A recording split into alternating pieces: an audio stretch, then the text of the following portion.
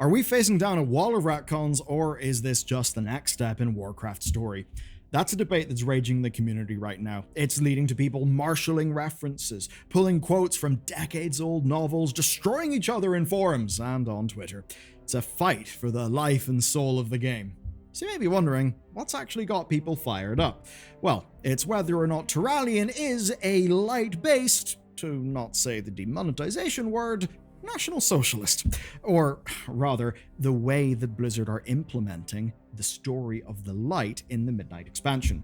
Now, we all know the light can be bad. We've seen that loads of times in the game. But is it going to get, like, that bad? As bad as people are worried? And more importantly, is it a retcon? Is what they're doing now different, or was it always there when you actually have a close read of the text?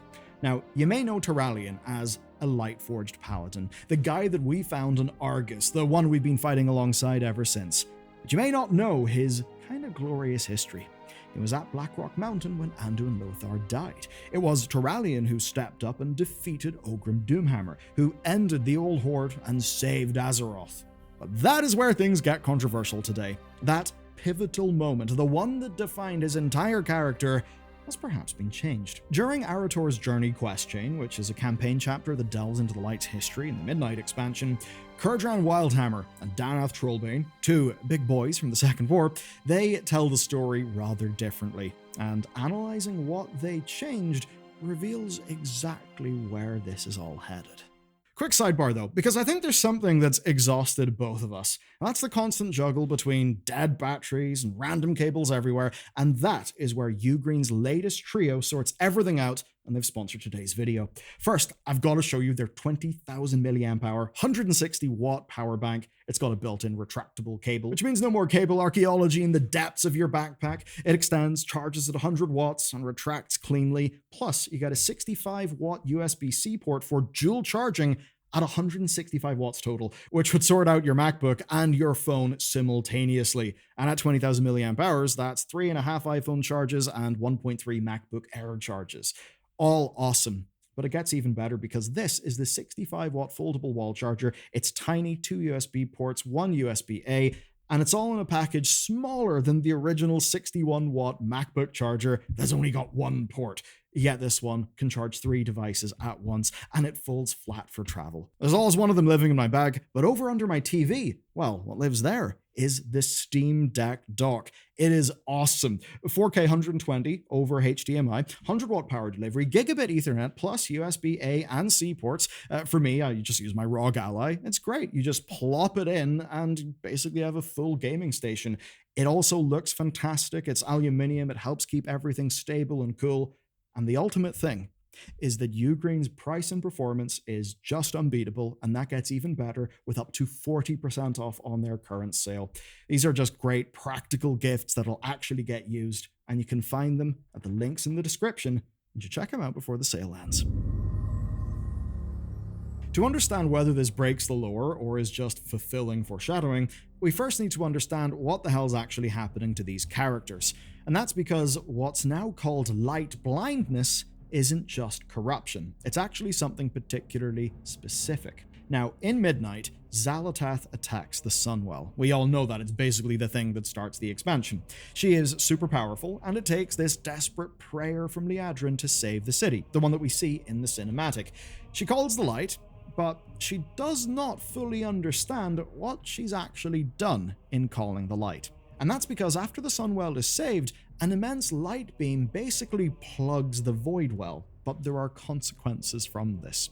Liadrin says the energy coming from the well is like nothing she has ever felt. She says it's aggressive, it's demanding, and the armies of the light almost look like an occupying force. But Turalyon says he's not a guest. No, he is the savior of the Sunwell, and even gives himself a new title, Redeemer of the Sunwell. Now, the other person, once entitled Redeemer, is key to this story, and he is Arator, son of Illyrian Turalyon, and he is actually our first experience with Lightblindness. While fighting in Silvermoon, we find him surrounded by dead Void Revenants, and he tells us he actually doesn't know what happened. Basically, Jesus took the wheel, he kind of blacked out, and suddenly everything around him was dead. The light's aggressive energy then floods Eversong Woods, and it makes the light bloom forests rage into life. And from their depths come the light-infused Rutani of Harrondar, who basically have one objective. That objective is unstoppable growth. Later on in the expansion, Lothraxion and other top commanders in the Light's vanguard also fall to Lightblindness. They essentially black out, they fly into a rage, and what's happening with them is the light is making them turn on anyone that it's deeming unworthy, which, to give you a spoiler warning, is going to be pretty much everyone, even including your closest allies. For Turalyon, it'll be his family. Now, those are the symptoms of light blindness, thinking that no one else kinda hits your purity test and flying into a rage at them. You should keep that in mind, because this controversy isn't about Midnight. It's actually about whether we've seen this before, and specifically, whether we've seen it during one battle in Warcraft 2. The Battle of Blackrock Mountain was the final battle of the Second War. The Orcs had been close to victory, but in their push for Lordaeron's capital, Gul'dan split the Horde forces and brought his warlocks to the Broken Shore in search of Sargeras' power. Basically, he went on an unhinged side quest that just ruined his whole side's chances. Now, seeing this as a great opportunity, Anduin Lothar led the Alliance forces from the city. He smashed the Horde to pieces on the Tirisfal plains, and at the front of the Alliance advance were the Knights of the Silver Hand, and amongst them, Turalyon. They hounded the Horde all the way south to their stronghold at Blackrock Mountain. And here, actually where this statue stands today, Anduin Lothar led the final charge against the Orcs. He pressed on through the Orcs until he finally met their leader, Ogrim Doomhammer, in single combat. But he was not enough, and this is where the lore diverges. In the original lore, Turalyon rose up like Isildur avenging Elendil, and in a flash of light, he struck the Doomhammer. Not Ogrim Doomhammer, the actual Doomhammer itself, and he struck the hammer so hard that it fell from Ogrim's hand. But Turalyon did not land the killing blow. Instead, he captured Ogrim and put him on trial. In the new lore, things go rather differently. In the new lore, this moment is the first time that the light blindness took him, and what was a triumph of the human spirit is now a rage induced by the light. But here's the question that everyone's actually fighting about. Is this a retcon, or was there always something a little bit wrong with Turalyon? Just something that we didn't fully appreciate.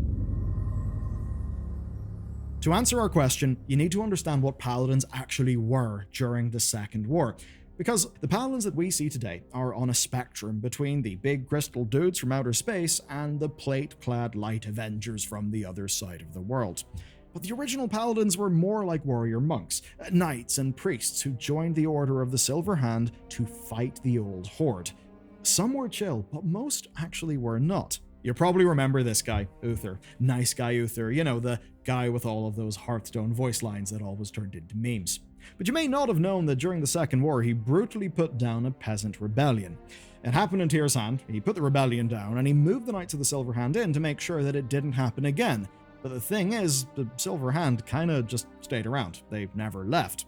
So certainly a complicated situation, the sort of one that does happen at times of war. But the one who struggled the most with his faith was actually Turalyon. Originally a priest, Turalyon was handpicked by Aloncius Fowl to become a founding member of the Silver Hand. One of the reasons why he was recruited is basically that he was such a hardcore priest that he just picked up a hammer to go and smash down orcs with. Now, he actually trained under Sidon Dathrahan. You may know him if you're a big lore nut because he is the founder of the Scarlet Crusade. Now, he also trained with Uther and Tyrion Fordring. You know, two altogether pretty good guys. Now, Turalyon was introduced in Warcraft 2 as this sort of ominous paladin with light bleeding from his eyes. He would go on to charge through the Dark Portal with Illyrian Khadgar. He helped end Ner'zhul's plans and overloaded the portal from his end, trapping himself on a disintegrating Draenor. Now you have to remember the guy who trained him, Dathrahan, the guy who founded the Scarlet Crusade. What we see in this story is that Turalyon was fairly radical even before he disappeared. He was a hardcore priest. But during the 2 decades where we did not see Turalyon, something seems to have changed. And understanding that change is the key to everything in today's story. For most players, Turalyon transformed from this collection of pixels into this statue, and then we finally met this blinged out guy over in Argus. And it was a fairly mind-blowing time to be playing the game, as finally the heroes of Beyond the Dark Portal of that Warcraft 2 expansion had been found. Turalyon and Illyria were finally back, something that we'd been speculating about for basically 20 years. And not only were they were back as avatars of the Light and the Void. And they had missed so much: the Second Legion invasion, discovering Kalimdor, their son Arator growing up. But while it had been, 20 years for us, they had actually been fighting the Legion for 1,000 years, because in the Twisting Nether, weird things go on with time. And during that time, Turalyon had started following something new, a Naru, a prime Naru called Zira, entitled the Light Mother. Now, she was the first time that we looked at the Light and realized that it could be a threat. Not that it could be wielded in a threatening way, as with, say, the Scarlets, but it itself could be a threat. And that's because she was controlling, she was demanding, she was fanatical in every way. Now, her army of the Light were currently fighting the Legion. We needed to fight the Legion as well. We were great allies. But as we saw in alternate Draenor, when all other enemies are slain, the Light would then turn on its allies. An endless purity test. Just check out this audiobook extract. It's from 1,000 Years of War. Quote, "She saw darkened worlds burning in holy fire. She saw millions of creatures encased in luminous crystals the size of mountains, sustained by light and unable to die. Warriors of the Light were monsters, corrupting and consuming everything they touched." It's a rather spooky vision of the Light that Illyria received. Now, she did receive that vision from the Void, so it certainly is suspect, but the Light and Void are, and always have been, sort of posed as kind of two sides of the same coin. And it's not like that snippet plus the events of AU Draenor are our only bit of evidence. There's the fairly obvious one of Zira and Illidan, where she basically kind of wanted to bind him in service, and he said no. Now, in Legion, they were setting up two main things: Illyria's Void Arc and the Light as a potential threat for the future. And that is actually what brings us back to the battle at Blackrock Mountain. Because with everything that we now know about Lightblindness, about Zira, and about what the Light does to its champions and with its champions, I think it's finally time that we look at the original text. Okay, we've established the key details. Lightblindness can turn allies against each other. The Turalyons suffered lightblindness at Blackrock Mountain. And of course, there's everything that we know about what the light does to people and how it's acted so far in the story. So let's see if the original text already contained, the warning signs. As Lothar dies, Turalyon thinks, quote, "How could the Holy Light unite all creatures, all souls, when something as monstrous, as cruel, as purely evil as the Orc Horde walked this world? The Orcs were not of this world. They were foreign to the planet, to this very plane of existence. They came from elsewhere and were powered by demons. That meant his task was clear. He was charged with upholding the Holy Light and using its blazing glory to scour this world clean of all threats from without and maintain the purity within." Now, this could be Turalyon having some thoughts about the Light before he strikes Ogrim. Or it could be those thoughts the Light sends to those it is about to blind. And it actually gets worse. To continue, quote, "The Orcs did not belong here, and that meant he could strike them down with impunity. By the Light, your time has ended," he shouted, rising to his feet. A brilliant glow sprang up around him. "You are not of this world. You do not belong here. Be gone." Fairly hardcore stuff. Turalyon thinks the Orcs are unworthy of life. He summons the Light, and then he smashes Ogrim. But he doesn't kill him. Instead, he captures him and says he will put him on trial. Now, what I just described is getting a new lick of paint in Midnight. Basically, that all those thoughts swirling around Turalyon's mind were some sort of light-blind blackout that we are going to face in Midnight. The Light he summoned, which was an immense manifestation for the time, happened because the Light already had its eyes on Turalyon and had light-blinded him. So, here's the answer to the three questions that are building up in the forums. Has Turalyon got a wee touch of the fash? Well, if you define that as doing the light's will, and, only its will, and doing that fully and purely, yes, he does. Does that make him an evil person? Well, that'll depend on your personal view. After all, you could say that this is brainwashing. You could also say that it's just his own beliefs being accelerated. Is that a retcon of Turalyon's character? I'm going to say no, I don't think it is. I think it is, well, paying off foreshadowing. Like in that original text, he is talking in absolutist terms about, purging all of these enemies from far away, but also maintaining purity within.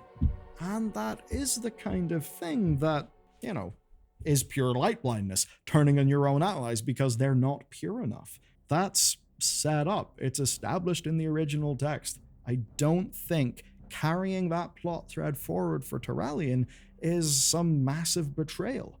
Now, in that, he talks about the orcs in a way that feels completely insane for the orcs of World of Warcraft. But you have to remember, the orcs became a redeemed race in Warcraft 3. It's a big thing that Thrall did. But obviously, Turalyon was nowhere to be seen during Warcraft 3, right? He did not experience the redemption of orc kind. And here's the other thing. In this video, we've absolutely talked about the main bits of evidence, but there have been lots of other little bits of evidence, both in-game and in books, since the Legion expansion, that have all made Turalyon being willing to go very far, being willing to be quite extreme, that have all made that quite a credible notion. But for me to say only that, and to just leave the story there, actually would not be fully honest, because this does actually cost something. You see, with a character, you can have many different potential things set up, and what can matter for your story is not necessarily what is set up, but how you pull on those threads, right? This is absolutely foreshadowed. It is absolutely foregrounded. But this reframing, which does set up a major threat in Midnight, is at the expense of Turalyon's original motivations as a character, or perhaps just what those motivations meant to people who resonated with him. What was once the human spirit triumphing over pure evil is now, at its worst, the light just selecting its instrument. But of course, you could say that's what makes the likes of the light insidious, that whenever it goes bad, it's often because it's gotten into the head of someone who has actually picked it up for very good, for virtuous reasons. Just take a look at the corruption of the Scarlet Crusade. If handled badly, what we'd get is Turalyon becoming a brainwashed light tyrant instead of, a hero who chose to fight and to stand up. I think what will make the difference is how well Blizzard tells that story. And more than anything, I'd say that's the most important bit. I think Blizzard absolutely can land the story that they're trying to tell here. But the big question is, will they do that well? If they do, I think people will buy it. If it's a great experience, if it's exciting, if it's interesting, yeah, people will love it. But if they don't do a good job, then people will feel that pulling the thread of Turalyon in this direction was simply not worth it, and that it basically made things worse. So what'll matter is how this actually all comes together, and you need to remember that with anything talked about on the alpha or soon the beta, well, we don't have all the cinematics, and often quest text and stuff like that does actually change. So we have fragments of the story, but we do not have how it's told and how it will come together. But if you do want to understand what's going on, and you want to see everything else that's coming in Midnight, well, check out our big Midnight spoiler cast. If you like this kind of talk, you will love it.